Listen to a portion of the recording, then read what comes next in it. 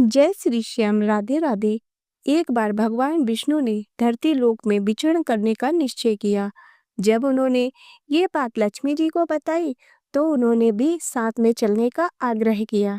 तब विष्णु जी ने कहा कि अगर तुम मेरे साथ चलना चाहती हो तो तुम्हें मेरी आज्ञा का पालन करना होगा और मेरा कहाँ मानना पड़ेगा।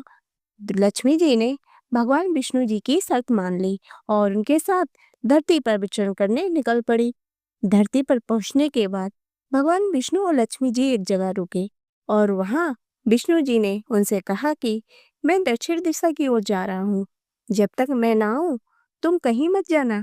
विष्णु जी के जाने पर लक्ष्मी जी के मन में ये जिज्ञासा पैदा हो गई कि आखिरकार दक्षिण दिशा में ऐसा क्या है जो स्वामी मुझे उनके पीछे आने से मना कर रहे हैं।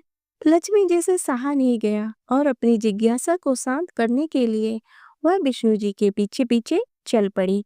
थोड़ी दूर जाने पर उन्हें सरसों का एक खेत दिखाई पड़ा जिसमें पीले फूल खिले हुए थे। सरसों के फूलों की सुंदरता देखकर माता लक्ष्मी मंत्रमुग्ध हो गई और उन्हें तोड़कर अपना श्रृंगार करने लगी। इसके बाद थोड़ा और चलने पर उन्हें एक गन्ने का खेत दिखाई दिया। लक्ष्मी जी ने गन्ने तोड़े और उसका रस पीने लगी। उसी क्षण भगवान विष्णु जी वहां प्रकट हो गए। विष्णु जी ने लक्ष्मी जी को देखकर उन पर क्रोधित हो गए और बोले, मैंने तुमसे इधर आने से मना किया था, तुम नहीं मानी और किसान के खेत में चोरी का अपराध भी कर बैठी। अब तुम्हें इस अपराध से मुक्ति पाने के लिए इस किसान की 12 सालों तक सेवा करनी पड़ेगी। ऐसा कहकर भगवान उन्हें वहां छोड़कर क्षीर सागर लौट गए। इसके पश्चात लक्ष्मी जी उस गरीब किसान के घर में वेश बदलकर रहने लगी। एक दिन लक्ष्मी जी ने उस किसान की पत्नी से कहा कि तुम स्नान करके पहले मेरे द्वारा बनाई गई लक्ष्मी जी की प्रतिमा का पूजन करो। इसके बाद रसोई में भोजन बनाओ। तुम पूजा में देवी से सच्चे मन से जो मांगोगी वह तुम्हें मिल जाएगा। किसान की पत्नी ने ऐसा ही किया। लक्ष्मी जी की पूजा के फलस्वरूप किसान का घर धन धान से परिपूर्ण हो गया। लक्ष्मी जी की कृपा से किसान को सभी सुखों और समृद्धि की प्राप्ति हुई। इस प्रकार किसान के 12 वर्ष आनंद पूर्वक कट गए।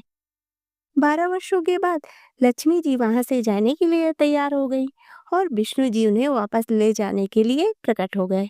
किसान ने उन्हें बेचने से मना कर दिया।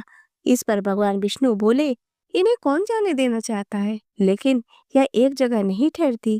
मेरे श्राप के कारण यह 12 वर्षों से तुम्हारी सेवा कर रही हैं और अब इनके जाने का समय हो गया है।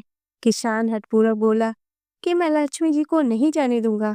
इस सम्मान में लक्ष्मी जी किसान से बोली, यदि तुम चाहते हो तुम्हारे घर में हमेशा मेरा वास हो तो जैसा मैं कह रही हूँ तुम ठीक वैसा ही करना। कल तेरस है, तुम घर को लीप पोत कर स्वच्छ कर लेना। रात्रि में घी का दीपक जलाकर रखना। शाम के समय मेरा पूजन करना और एक तांबे के कलश में कुछ सिक्के भरकर रख देना। मैं उस कलश में निवास करूंगी, किंतु मैं तुम्हें दिखाई नहीं दूंगी। इस एक दिन की पूजा से तुम्हारे घर में मेरा सदैव निवास रहेगा। ऐसा कहकर लक्ष्मी जी अंतर्ध्यान हो गई। किसान ने लक्ष्मी जी के कहे अनुसार उनका विधि पूर्वक पूजन किया।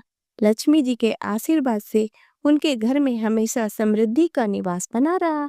मानता है कि तभी से तेरस के दिन लक्ष्मी जी की पूजा होती है और धनतेरस का त्योहार मनाया जाता है। तो दोस्तों, आशा करती हूँ कि आपको ये कथा पसंद आई होगी।